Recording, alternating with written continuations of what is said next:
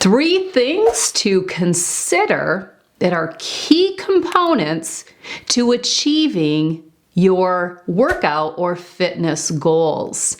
Welcome. I'm Tracy Hensel. I'm a certified professional coach and ICF credential holder. I help people just like you achieve goals in health and wellness in any other area of life. To learn more about me, check out my personal brand website, as well as my coaching and consulting website. So most often when someone has a goal to pick up or start up an exercise routine, maybe they've gotten away from it. Most often people have exercised or been on a program in the past, and then they've fallen off the wagon. And it's not uncommon for people throughout a given year to try to pick that up, but they never think about what they're saying yes to and what they need to say no to for that to happen. Well, there's a couple biggies that I talk about with my clients when I coach them or when I do my 3-week intense program to form healthy habits so you can crush and achieve goals. Watch for 3-week intense to start up in about 4 weeks. Yes, registration has already begun. And if you are not signed up, I encourage you to do so. I will talk about it more in future videos, but you can head to the 3-week intense course page to get more information. One of the key components that a lot of people miss when they're thinking about their fitness goals and their exercise program is that it takes organization and planning. You can't just decide one day that you're going to take up exercising and expect to stick with it if you're not organizing and planning out what those workouts are going to consist of, when they're going to take place, and what the duration is going to be. Because in order to say yes to taking up that time, you are going to have to say no to something else. The other thing that people forget about is the second component, and that is doing the work, the task. Yes, you actually do have to put the work in. It doesn't come by chance, and it certainly doesn't come by luck. So you have to organize and plan it, and then you actually have to execute in the action. And that's not always easy to do.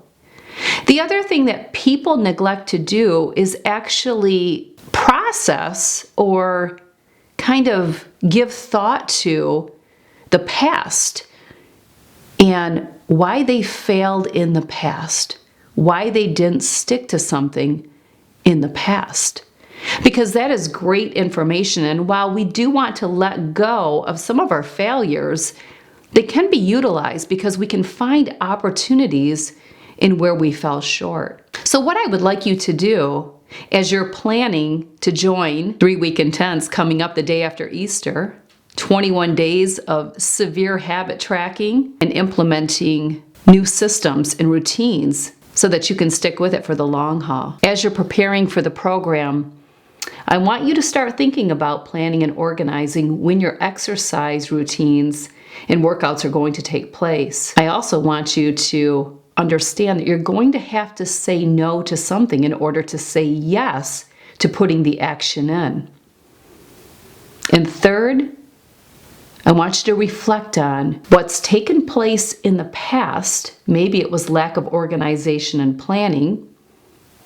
Maybe it was not learning to say no to the areas that you needed to say no to in order to say yes to the action.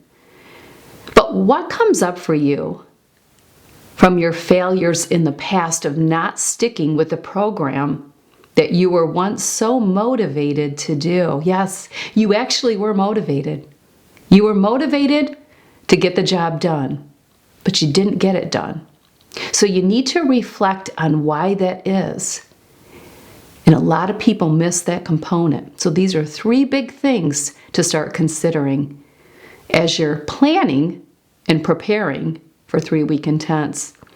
Don't forget to check out the link in the description box below this video where you can get more information on segment 5 of 3-week intense. Again, that starts in just under 4 weeks, Monday, April 10th, the day after Easter.